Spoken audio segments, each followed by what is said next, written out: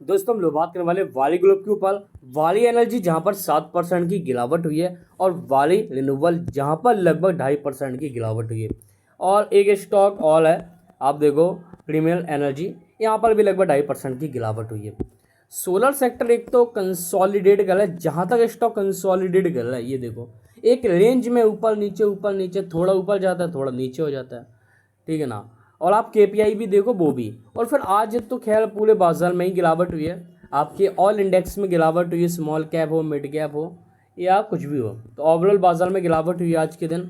Main चीज़ क्या है, भाई ट्रंप ने जो है हमारे ऊपर 100% का टैरिफ लगा दिया फार्मा सेक्टर के ऊपर, ठीक है। फार्मा सेक्टर के लिए बहुत बड़ी नेगेटिव न्यूज़ थी। उससे पहले कुछ टाइम पहले आईटी की लिए लेकर आई, और उससे पहले बाहर पूरे सबके ऊपर आया था टैरिफ।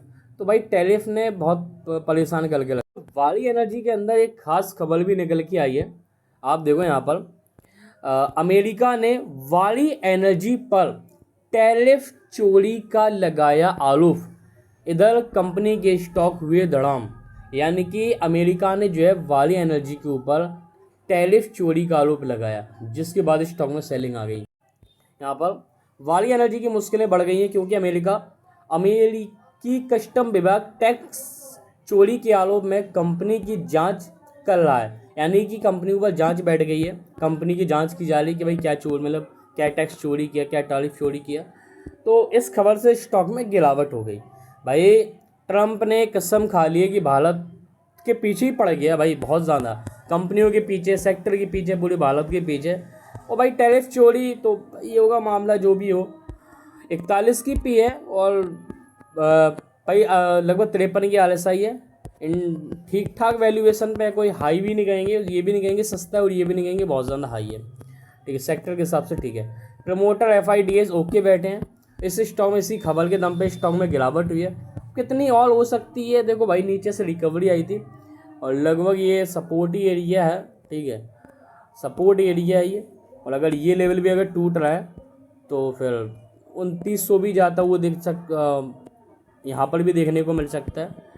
तो डरने वाली तो खैर बात नहीं है, क्योंकि भाई इस सेक्टर का फ्यूचर ब्राइट है।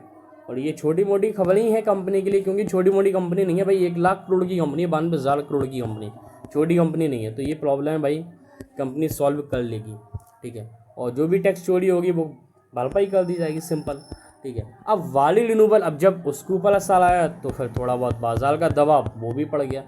वाली रिन्यूएबल ये देखो क्लियर चार्ट देखो है, एकदम जंप फिर गिरावट का, फिर जंप फिर गिरावट, फिर जंप फिर गिरावट।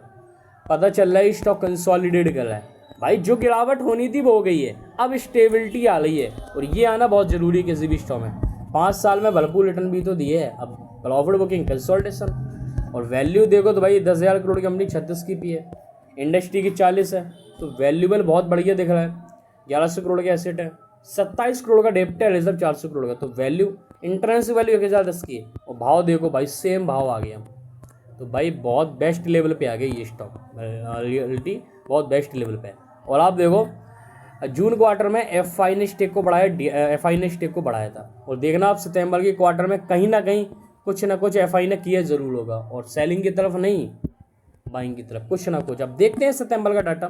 क्वार्टरली अर्निंग्स स्टार्ट हो रही हैं अब सीजन, और अब आने वाले महीने भर में, 1.5 महीने में आपको सारी कंपनी नंबर भी देखने को नहीं, यानी सीजन स्टार्ट हो गया, ठीक है, ठीक है। 1 तारीख से सीजन स्टार्ट, नंबर्स के बस अब नंबर का धमाका होगा। तो बस इतना ही कहूँगा, वेट संभलो। जब कोई भी स्टॉक को स्टेबल कर रहा है तो पेशेंस की आवश्यकता है। वीडियो सिर्फ एजुकेशन पर्पस से, मैं कोई सेबी रजिस्टर्ड नहीं हूँ। और फ्री टेलीग्राम के लिंक डिस्क्रिप्शन में, जहाँ पर बाजार से जुड़ी हुई सारी खबरें फ्री प्रोवाइड कर रहा है। Orders, MOU, block deal, bulk deal, split, bonus, सब कुछ फ्री टेलीग्राम पर, लिंक डिस्क्रिप्शन